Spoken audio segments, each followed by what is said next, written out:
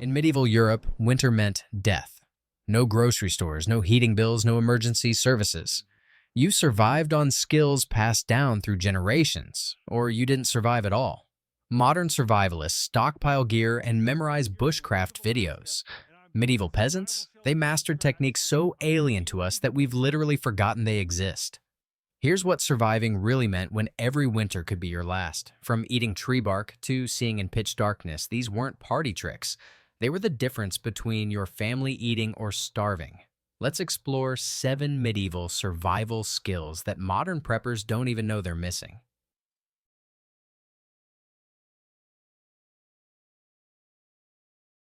1. Bark bread. Emergency carbohydrates. Spring, 1315. The Great Famine. Grain stores empty, livestock dead. Medieval families are stripping pine trees, not for shelter, but for dinner. This was reality when survival meant adapting or dying. Finding the right tree required botanical knowledge passed down through desperate generations. Pine and birch, inner bark, that thin cream-colored layer between rough outer bark and wood, became the difference between starvation and survival. But this knowledge came with hard-learned warnings. 2 young trees had poisonous sap. 2 old trees produced bark tough as leather. The harvesting process was back-breaking work that took entire families.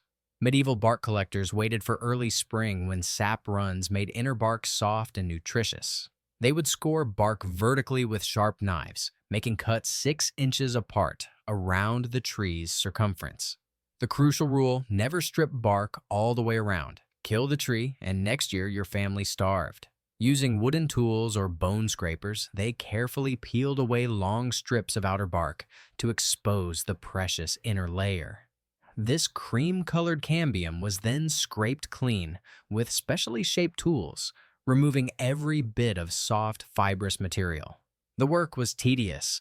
A day's labor might yield enough bark for 1 week's bread supplement. Processing required primitive technology but sophisticated understanding. The harvested bark was spread on hot stones near fires, turned regularly until completely dried and brittle. Then came hours of grinding using hand-operated querns, 2 circular stones that pulverized the dried bark into coarse, gritty flour. The final product was barely recognizable as food.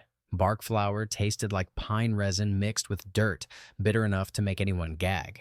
But smart medieval cooks developed techniques for making it palatable. Mixing 1 part bark flour to 3 parts precious grain created bread that, while harsh, provided essential carbohydrates and vitamins that prevented scurvy during long winters. This wasn't preferred food. It was desperate survival knowledge. Medieval accounts describe the relief when spring greens finally appeared, allowing families to stop choking down bark bread. But this knowledge saved countless lives during the frequent famines that struck medieval Europe. Some monasteries kept detailed records of different bark types, noting that birch produced sweeter flour than pine, while oak required special preparation to remove toxic compounds. Modern survivalists study these techniques not because bark bread tastes good, but because this knowledge represents the difference between life and death when all other food sources fail. While bark bread sustained life during the worst times, medieval people also needed equipment for finding and preparing other foods. 2. Rope. Memory. Cordage from everything. Medieval peasants could walk into any field and walk out with 50 feet of rope. No tools, no preparation, just knowledge we've completely lost. This wasn't casual crafting. Medieval life depended on rope for everything: securing livestock, bundling harvests, constructing shelters, even emergency medical procedures. When store-bought cordage didn't exist, medieval people became masters at creating strong, flexible rope from whatever plants surrounded them. The process began with plant selection that required deep botanical knowledge. Nettle stems, yes, the stinging kind, made rope stronger than modern hemp when harvested at exactly the right time. Medieval rope makers waited until late summer when nettle fibers reached peak strength, then cut stems and let them rot in streams for weeks, until outer tissues rotted away, leaving pure fiber. Willow bark peeled in early spring created cordage that lasted decades. They would select young willow shoots, making spiral cuts around the circumference, then carefully peeling away long strips of inner bark. These strips were immediately twisted while still green and flexible, creating rope that actually strengthened as it dried. Even human hair became emergency cordage. Medieval accounts describe siege defenders braiding their own hair into ropes strong enough to lift 100-pound supply bundles over castle walls. The technique involved sectioning hair into equal strands, then braiding, while continuously adding new lengths to maintain consistent thickness. The actual rope-making process was deceptively complex. Medieval cordage makers mastered the principle of opposing tensions. Individual fibers were twisted in one direction while being combined in the opposite direction. They would roll plant fibers on their thighs, always spinning the same direction to align the fiber structure. Then, as they combined these twisted bundles, they counter-twisted in the opposite direction. This opposing tension created rope that was actually stronger than its individual components. The more stress applied, the tighter the opposing twists gripped each other. Medieval rope makers could judge fiber quality by feel, knowing exactly how much twist each material required for maximum strength. Different plants required different techniques. Flax needed careful separation of individual fibers before twisting. Basswood bark was stripped in long sheets, then split into narrow ribbons. Wild hemp required crushing and combing to separate useful fibers from woody stems. One medieval account describes a siege where defenders made emergency rope from their own clothing fibers and hair, creating cordage strong enough to haul up supplies and lower messengers from towers. But making rope in daylight was one thing. Medieval people also mastered something modern night vision goggles try to replicate. 3. Wilderness food procurement, beyond hunting. Medieval people could feed entire families from forests and streams that modern survivalists would walk through hungry. No supermarkets, no supply drops, just understanding nature like it was their personal pantry. This wasn't lucky foraging. Medieval communities depended on consistent wild food sources, especially during failed harvest years when cultivated crops disappeared.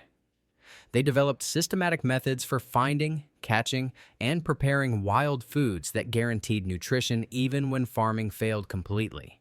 Fishing techniques used ingenious traps and tools made entirely from natural materials. Medieval fishermen crafted hooks from animal bones, thorns, and even carved wood pieces that could catch fish as effectively as modern metal hooks.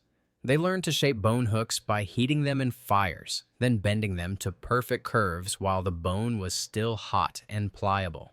Fish trap construction required understanding water flow and fish behavior that took generations to perfect. Medieval communities built elaborate weirs, underwater fences made from woven branches that guided fish into holding areas. These structures could capture dozens of fish overnight without requiring constant human attention.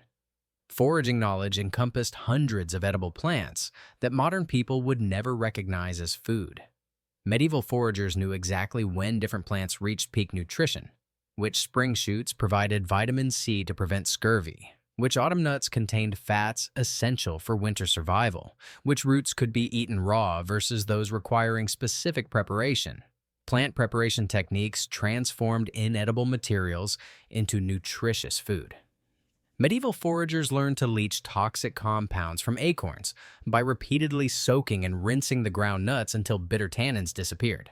They discovered that certain poisonous plants became safe after specific cooking processes that neutralized harmful compounds.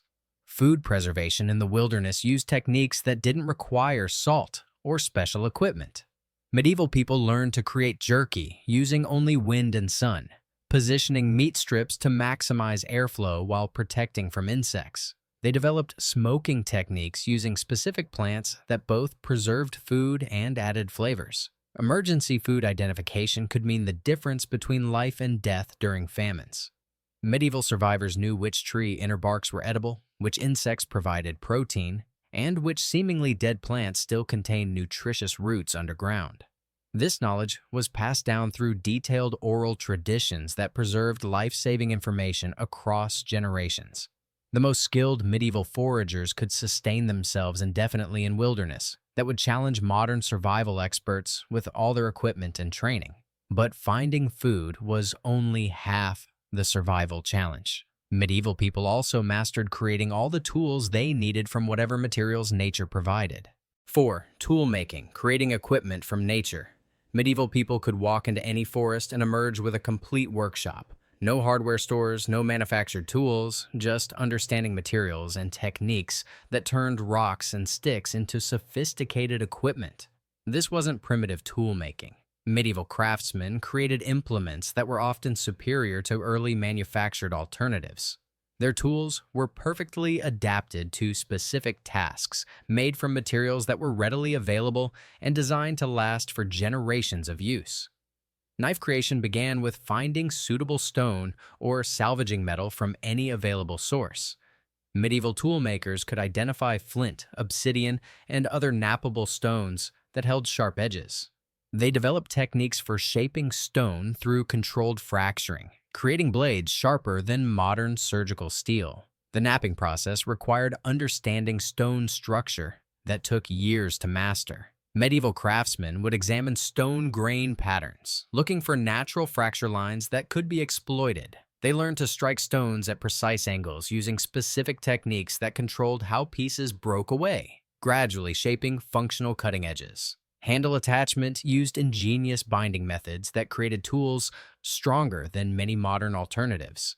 Medieval toolmakers would split wooden handles, insert stone or bone blades, then bind everything together using sinew, plant fibers, or specially prepared animal hide that contracted as it dried, creating incredibly tight joints. Bone tool creation transformed animal remains into specialized implements. Medieval craftsmen could turn any large bone into needles, awls, hooks, or cutting tools. They learned which bones from different animals provided the best material for specific applications.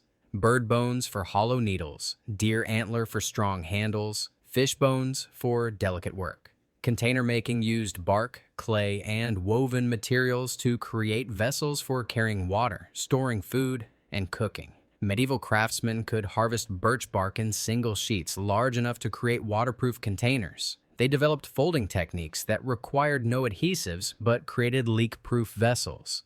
Clay vessel creation involved finding suitable clay deposits, understanding firing techniques, and creating pottery without modern kilns. Medieval potters could identify clay by texture and color, knowing which deposits would fire properly and which contained impurities that would cause cracking. The most sophisticated medieval tool makers could create complete households of equipment using nothing but natural materials and knowledge passed down through generations. Their workshops were forests, quarries, and riverbanks. Everywhere they looked, they saw tools waiting to be made. But having tools was meaningless without understanding how to stay warm and dry in harsh conditions that could kill unprepared people within hours. 5. Shelter and warmth, surviving the elements.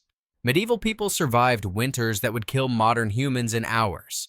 No heated homes, no insulated clothing, no weather forecasts, just understanding how to create warmth and protection using whatever nature provided. This wasn't just building crude shelters. Medieval survival techniques created comfortable, warm living spaces that protected families through months of brutal weather. Their methods were so effective that people could maintain body temperature and stay dry even during the worst storms. Fire mastery formed the foundation of medieval survival, with techniques that worked in conditions where modern methods fail completely. Medieval fire makers could create flames in pouring rain using materials that modern survivalists overlook. They collected fat wood, resin-rich pine wood from dead branches, which burned even when soaked, creating reliable ignition sources that lasted for years. The fire-starting process used systematic techniques that guaranteed success. Medieval firemakers would scrape fat wood with knives to create fine shavings that ignited instantly from sparks. They learned to create different grades of tinder for different conditions. Ultrafine scrapings for damp weather, coarser shavings for windy conditions, and paper-thin birch bark that caught fire from the smallest spark. Underground shelter construction provided protection that modern camping equipment can't match. Medieval people dug sophisticated earth shelters that maintained comfortable temperatures even during blizzards. These underground homes used natural insulation principles that kept interiors warm while remaining completely hidden from enemies or dangerous weather. The digging process required understanding soil types and drainage that prevented shelters from becoming water-filled death traps. Medieval builders selected sites with proper drainage, dug to specific depths that stayed above groundwater, and created ventilation systems that provided fresh air without losing heat. Insulation techniques used natural materials that provided warmth superior to many modern alternatives. Medieval people learned to layer different materials: animal fur against the body, dried grass for bulk insulation, and outer layers of woven plant fibers that shed water while allowing moisture to escape. Clothing creation from natural materials kept people warm and dry using techniques that modern outdoor gear attempts to replicate. Medieval clothing makers could turn animal hides into waterproof, breathable garments using only natural processing methods. They understood which animals provided the best insulation and how to prepare materials for maximum effectiveness. Weather prediction allowed medieval people to prepare for dangerous conditions days before they arrived. They could read cloud patterns, wind changes, and animal behavior to predict storms with accuracy that often exceeded modern forecasting. Speaking of transformation, medieval people turned worthless ash into something so valuable it replaced money in some regions. 6. Ash mastery, the medieval multi-tool. Every medieval household had an ash keeper, someone who knew which wood created which type of ash. Get it wrong and your soap could blind you.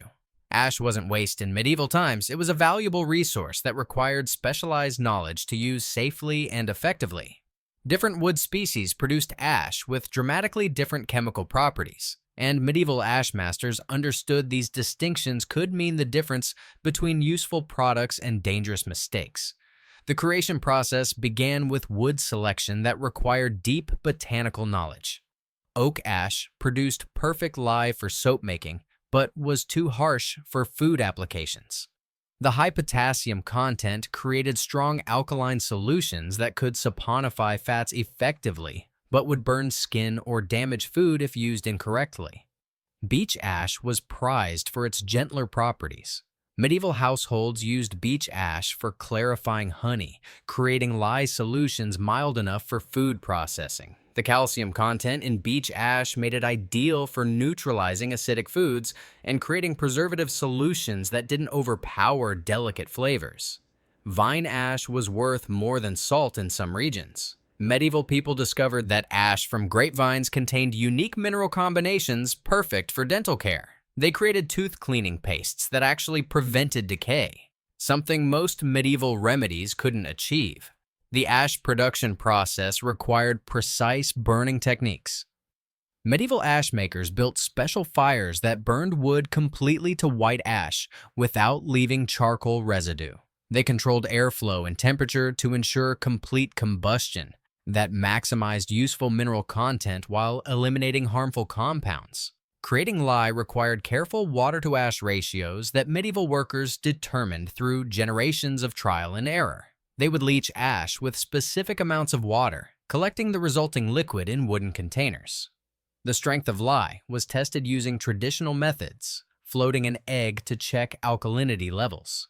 Soap making combined ash lye with animal fats in precise proportions.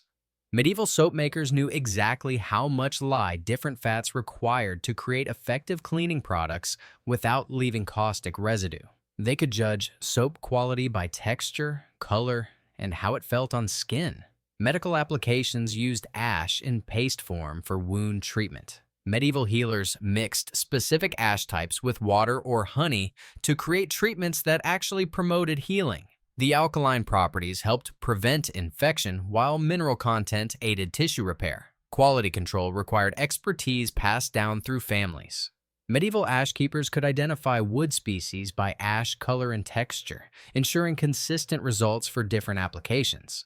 These survival techniques weren't romantic adventures. They were brutal necessities that medieval people mastered because failure meant death. Every skill required enormous investments of time, physical labor, and accumulated knowledge that took generations to develop through dangerous trial and error. Medieval people weren't primitive. They were practical problem solvers who developed sophisticated solutions using only natural materials and hard-won expertise. But these techniques came with costs that modern people rarely consider: constant physical demands, frequent failures, and the ever-present risk of injury or death from seemingly simple mistakes. Their knowledge represents human ingenuity pushed to its limits by absolute necessity. If exploring these survival techniques fascinated you, subscribe for more investigations into how our ancestors solved impossible problems. Which of these skills would you attempt first?